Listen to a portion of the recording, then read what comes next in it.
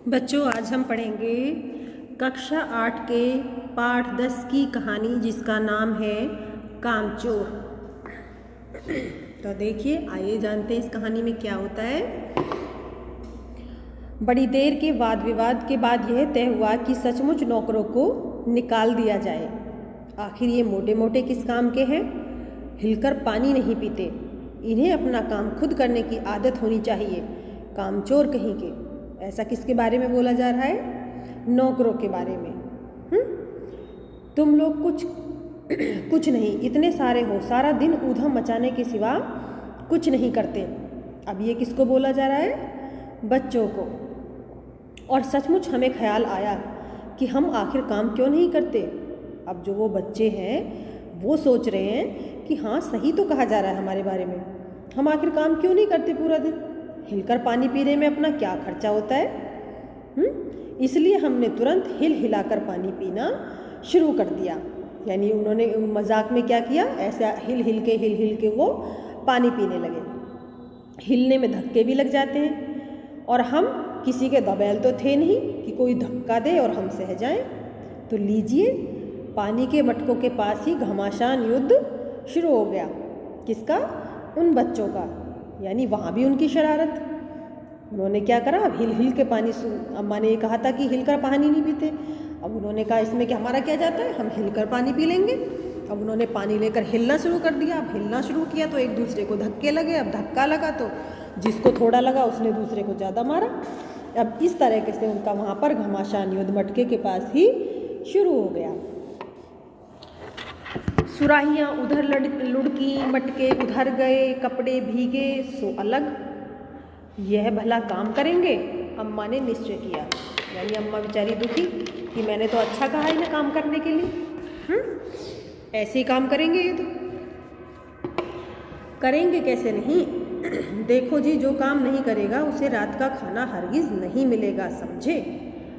अब भैया ये फरमान जारी हो गया उनके घर में कि जो काम नहीं करेगा उसको रात का खाना नहीं दिया जाएगा। ये लीजिए, बिल्कुल शाही फरमान जारी हो रहे हैं। हम काम करने को तैयार हैं, काम बताए जाएं। हमने दुहाई की। वो बच्चे क्या कह रहे हैं कि हम कर तो रहे हैं, जैसे आपने हिलकर पानी पीने के लिए तो कहा था, हमने हिलकर पानी पिया, आप हमें काम बताइए, हम और भी काम करेंगे। ऐसे बहुत से काम है जो तुम कर सकते हो। मिसाल के लिए ये दरी कितनी मैली हो रही है, आंगन में कूड़ा फैला पड़ा है। पेड़ों में पानी देना है, और भाई मुफ्त तो यह काम करवाए नहीं जाएंगे, तुम सबको तनख्वाह भी मिलेगी। अब्बा मियाँ ने कुछ काम बताए और दूसरे कामों का हवाला भी उनको दिया। माली को तनख्वाह मिलती है अगर सब बच्चे मिलकर पानी डालें तो।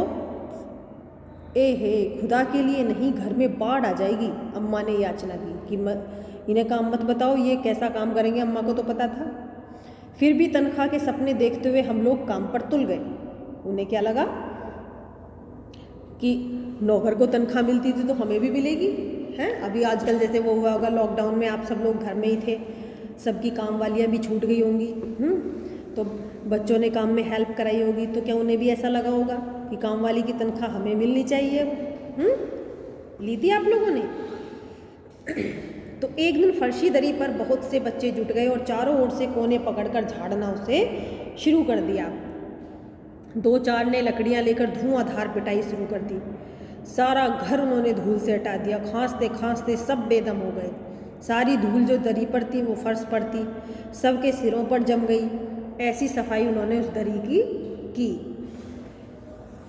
अब नाकों और आँखों में घुस गई बुरी तरह। बुरा हाल हो गया सबका। सब हम लोगों को तुरंत आंगन में निकाला गया और वहाँ हम लोगों ने फ़ौरन झाड़ू देने का फैसला किया। अब दरी तो उन्होंने झाड़ दी थी, जैसे झाड़ी थी वो सबको पता है। अब उन्होंने झाड़ू लगाने का फैसला किया। झाड़ू क्योंकि एक थी और तनख्वाह लेने वाले उम्मीदवार बहुत सारे थे, तो सबको ये लग रहा था बच्चों को कि मैं झाड़ू लगाऊं और मैं झाड़ू लगाऊं कि मुझे पैसे मिलेंगे, मुझे पैसे मिलेंगे। तो इसलिए उन्होंने एक ही क्षण में झाड़ू के भी पुर्जे उड़ा दिए, क्योंकि अब उनकी झाड़ू के ऊपर छीन झपट शुरू हो गई। वो छीने की मैं लगाऊंगा, वो छीने की मैं लगाऊंगा, और इस चक्कर में इस बेचारी एक झाड़ू के पुर्जे उड़ गए।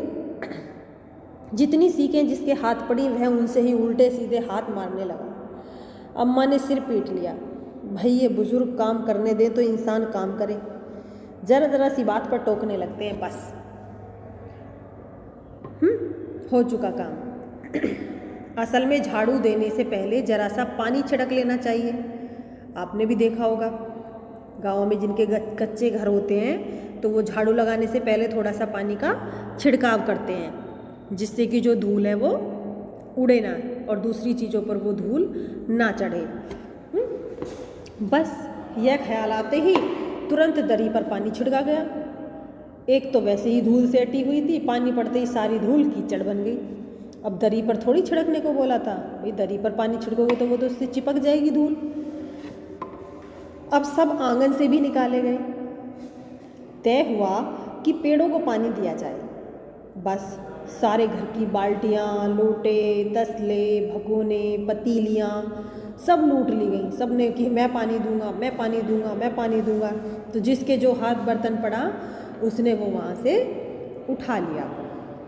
जिन्हें ये चीज़ें भी ना मिली वो डोंगे, कटोरे, गिलास कुछ भी जो जिसके हाथ लगा लेकर भागे कि सबको क्या लालच था कि उन्हें तनख्वाह मिलेगी। अब सब लोग नल पर टूट पड़े। यहाँ भी घमासान कि क्या मजाल जो एक बूंद पानी भी किसी के बर्तन में आ जाए। बस वहाँ भी धक्का मुक्की, छीन छपट, ठूसम ठास है। किसी की बाल्टी पर किस पतीला, किसी के पतीले पर लोटा और भगोने और डोंगे। बस पहले तो खूब उनकी धक्का मुक्की चली, फिर कुहनियाँ और उनके बाद बर्तन आपस में खूब वहाँ भी घमासान मच गया। फ़ौरन बड़े भाइयों, बहनों, मामुओं, दमदार मौसियों, फूफियों की कुमक भेजी गई, यानी सबको फटाफट से बुलाया गया कि इन बच्चों में तो लड़ाई बच गई, जल्दी आओ।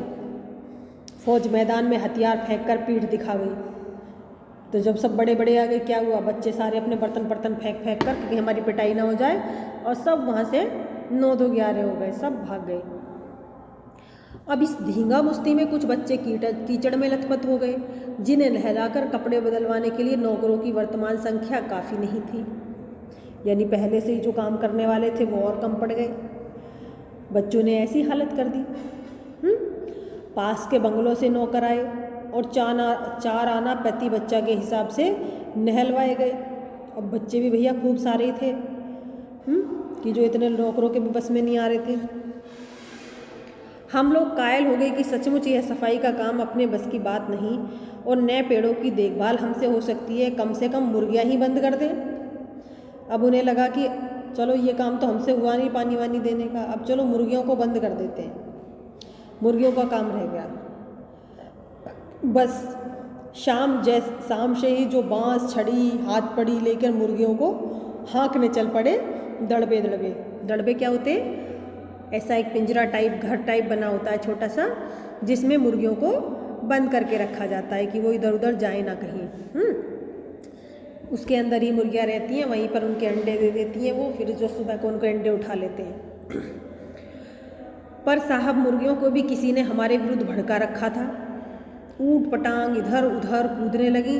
2 मुर्गियाँ खीर के प्यालों से जिन पर आया चांदी के वर्क लगा रही थी, दौड़ती फड़फड़ाती हुई निकल गई। यानी उन्होंने उस खीर की प्याली के ऊपर से ही निकल गई वो 2 मुर्गियाँ तो भाग कर। तूफान गुजरने के बाद पता चला कि प्याले खाली हैं और हमारी सारी खीर दादी के कामदानी के दुपट्टे और ताजे धुले सिर पर लगी हुई है। यानी सारी खीर जो थी वो दादी के दुपट्टे में और उनके सर पर लग गई। एक बड़ा सा मुर्गा अम्मा के खुले हुए पायदान में कूद पड़ा और कत्थे चूने में लुतड़े हुए पंजे लेकर नानी अम्मा की सफ़ेद दूध जैसी चादर पर छापे मारता हुआ निकल गया। एक मुर्गी दाल की पतीली में छप्पा मारकर भागी और सीधी जाकर मोरी में इस तेजी से फिसली कि सारी कीचड़ मौसी जी के मुंह पर पड़ी, जो बैठी हुई हाथ मुंह धो रही थी। इधर सारी मुर्गियां बेनकेल का ऊँट बनी चारों तरफ दौड़ रही थी।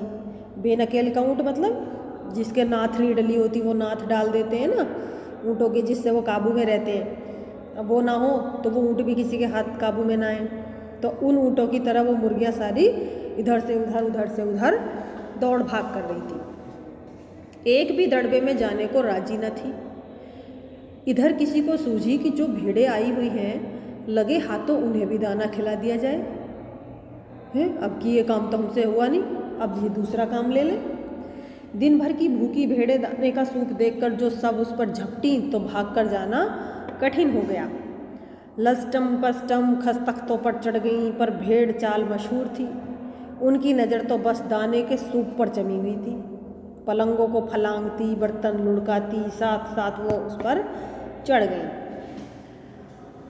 अब तख्त पर बानी दादी का दुपट्टा फैला हुआ था, जिस पर गोखरी, चंपा और सलमा सितारे रखकर बड़ी दादी दीदी मुगलानी बुआ को कुछ बता रही थी।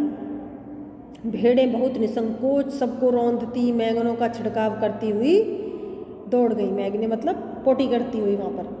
और भैया सारा वहाँ पर उन्होंने गंदा कर दिया। जब वो तूफान भी गुजर गया तो ऐसा लगा जैसे जर्मनी की सेना टैंकों और बम्बारों सहित उधर से छापा मारकर गुजर गई हो। यानी सब वहाँ ताबड़तोड़, सब बर्बाद। जहाँ जहाँ से सूप गुजरा, भेड़ें शिकारी कुत्तों की तरह गंध सूंघती हुई हमला करती गईं। हज्जन माँ एक पलंग पर दुपट्टे से मुंह ढांके सो रही थी। उन पर से जो भेड़ें दौड़ी तो न जाने वह सपने में किन महलों की सैर कर रही थीं। दुपट्टे में उलझी हुई मारो मारो चीखने लगी। इतने में भेड़ें सूप को भूलकर तरकारी वाली की टोकरी पर टूट पड़ी। यानी जो सब्जी वाली तरकारी मतलब जो सब्जियों की टोकरी थी।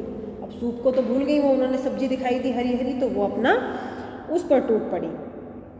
वह दालान में बैठी मटर की फलियां तोल तोल कर रसोइयों को दे रही थी। वह अपनी तरकारी का बचाव करने के लिए सीना तान कर उठ गई कि उसे अपनी जो मटर थी वो भेड़ों को नहीं खाने देनी थी। आपने कभी भेड़ों को मारा होगा तो अच्छी तरह देखा होगा कि बस ऐसा लगता है जैसे रुई के तकिए को कूट रहे हो। क्यों? क्योंकि इतने सारे बाल होते हैं भेड़ों के ऊपर, उनके बालों से ही तो ऊन बनाई जाती है, तो उन्हें कहाँ चोट लगने वाली थी। भेड़ को चोट ही नहीं लगती। बिल्कुल यह समझकर कि आप उनसे मजाक कर रहे हैं, वह आप पर ही चढ़ बैठेंगी। अब जरा सी देर में भेड़ों ने तरकारी छिलकों समेत अपने पेट की जो कढ़ाई थी उसमें वो झोंक दिए। यानी कि सारी की सारी वो तरकारी, उसकी सारी मटर, वो सब उसमें खा गई। तो बच्चों, आज इस पार्ट में हम इतना ही पढ़ेंगे और आगे की जो कहानी है वो हम इसके अगले वाले पार्ट में पढ़ेंगे, यानी सेकंड पार्ट में। तो कैसी लगी आपको ये कहानी? अच्छी लगी होगी। और फिर देखते हैं कि आगे आगे अब वो बच्चे क्या क्या काम करते हैं। तो चलिए अगले पार्ट में देखने के लिए तैयार हो जाइए। धन्यवाद।